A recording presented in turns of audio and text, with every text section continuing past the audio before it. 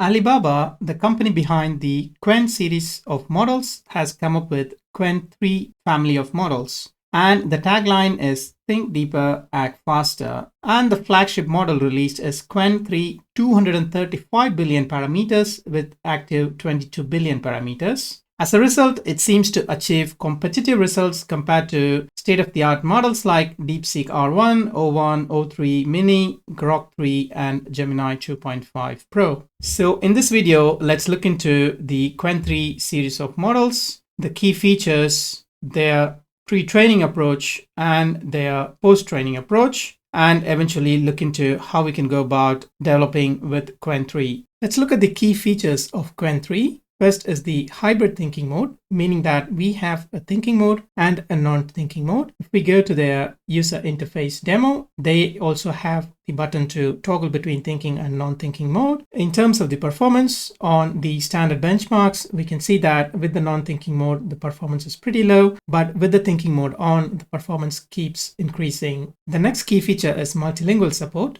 They seem to support 119 languages and dialects now. That includes a whole bunch of Indo-European languages and quite a few languages throughout the world. And the next key feature is improved agentic capabilities. They have optimized Qwen3 models for coding and agentic capabilities, and they have strengthened the support of MCP as well. And they have given this nice video demonstrating its potential. If you ask extract markdown content of this page, then draw a bar chart to display the number of stars. It's now working on it. It's thinking as the thinking mode is on. It's finished tool calling and it's again thinking. And eventually we will see that it comes up with a nice bar chart. There you go. So we have a nice bar chart. So for the pre-training, they have increased the size of the dataset to 36 trillion tokens. Previously for Qwen 2.5, they were using 18 trillion tokens. And this also covers 119 languages.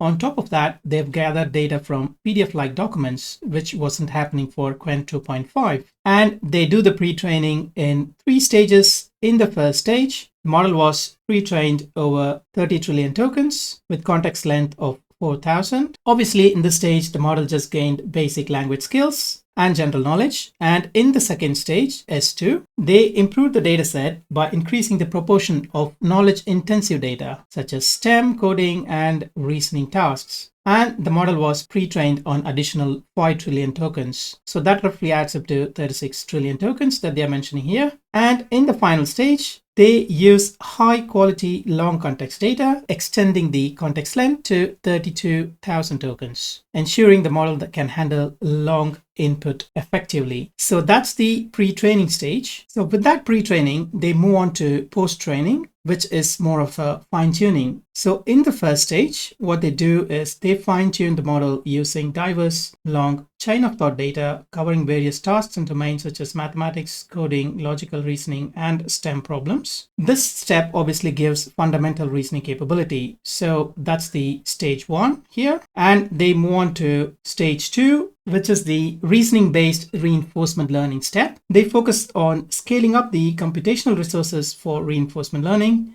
using rule-based reward to enhance the model's exploration and exploitation capabilities. And the third stage is obviously the thinking mode fusion. For the thinking mode fusion, they integrate the non-thinking capabilities into the thinking model by fine-tuning it on a combination of long chain of thought data and commonly used instruction tuning data. And lastly, in the fourth stage, they applied reinforcement learning across more than 20 general domain tasks to further strengthen the model's general capabilities. So that's the general reinforcement learning stage here. Following these 4 steps, they arrived at their flagship model, which is a 235 billion parameter model. And that model has been distilled to arrive at the lightweight models, and the lightweight models obviously are like 30 billion parameter, 14 billion, 8 billion, and 4 billion, so on and so forth. So to develop with Qwen, they have given an example of Hugging Face Transformer. The code is pretty much the same, just that we need to provide the right model name. Otherwise, it's simply the boilerplate template. Other than that, we now get the thinking content along with the content. And also, in order to enable the thinking mode for the hybrid model, we need to pass this parameter, which is enable thinking either true or false. We also have to note that true is the default value for enable thinking.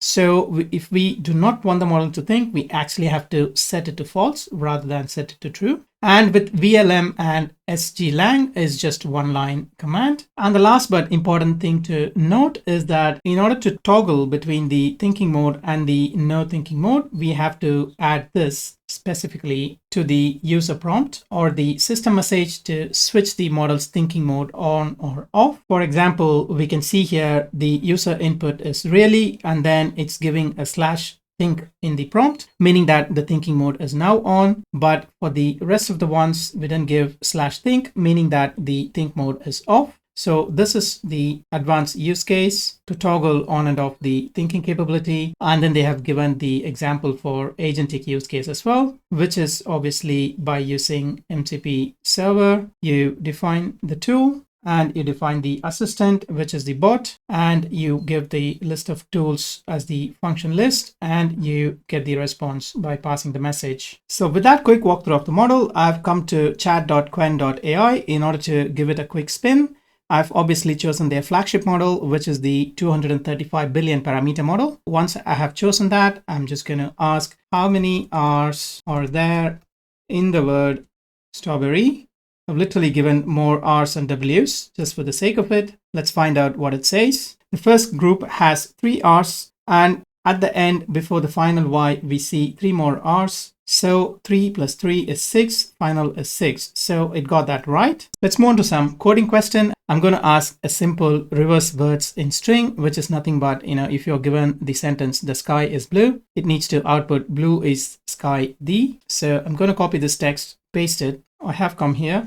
I'm pasting it. So it has come up with the solution, which turns out to be a 3-line solution. So I'm just going to run that. I'm just going to submit that, and we can see that's accepted and it's a pass. Let's move on to a different question. This time I'm going to ask merge strings alternatively. I'm going to copy the text. I'm going to give it to Qwen, and I'm going to run without the thinking mode now. It's given the answer with the example usage. I'm just going to copy the code, and I'm going to run it in lead code. Pasted it here in lead code, and it's accepted. I'm going to submit it, and we can see it's accepted and it's a pass. So let's quickly look at the numbers. For each of the benchmark, I have underlined the best performing model with black line. For example, for the Arena Hard, Gemini 2.5 is still leading. And the only place where the Qwen3 model leads is the coding task. We can see here the live code bench and code forces, and Ada is where it really shines. And most of the other benchmarks, Gemini 2.5 Pro is still leading. One of the key points with Qwen3 release is that they have open weighted 2 of their models, their flagship model, which is Qwen3 235 billion parameters, and their small model, which is Qwen3 30 billion parameter, which is a small mixture of expert model. On top of that, they've also open weighted quite a few models under the Apache 2.0 license,